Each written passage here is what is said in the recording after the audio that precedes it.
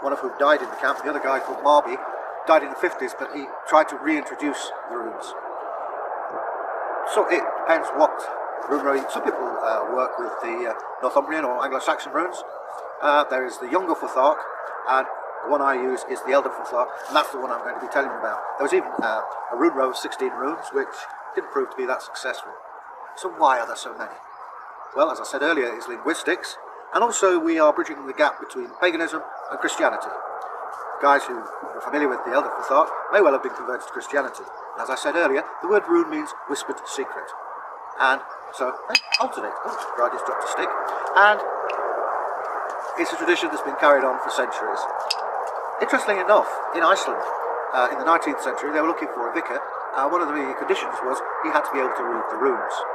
Interestingly, in the 15th, 16th century, runecasters were sentenced to death in Iceland.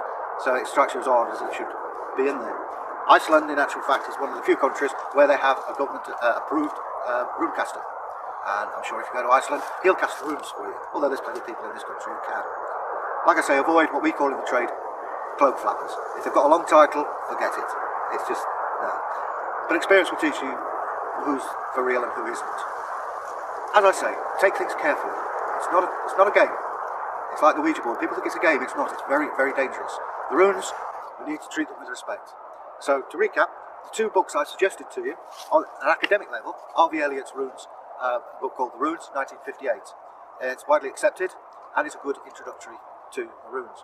For those of you wishing to do esoteric, then there's Tony Willis's The Runic Workbook, both of which are pretty easy to come by, and we will be looking at the runes individually at future times.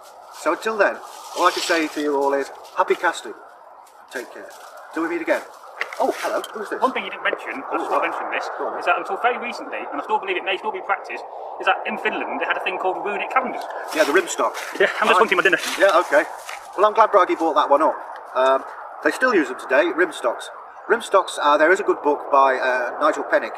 He writes very sensibly about things runic, and he talks about rimstocks. And they seem, from what I can gather, to be almost like calendars, and are used even to this day. And we find rimstocks. So, again, another book for you. Practical Magic by Nigel Pennick. Anything by Nigel Pennick is good. He knows what he's talking about. There's also R.I. Page's Introduction to Runes. So all these books I keep recommending to you. It's like most things. What appeals to me may not appeal to you. And there's a lot of hokum written about runes, as there are indeed about many of the occult practices. And it's up to you to look at them, analyse them, and take what you feel is relevant to you. So, as I said earlier, till we meet again, happy casting. Bye now.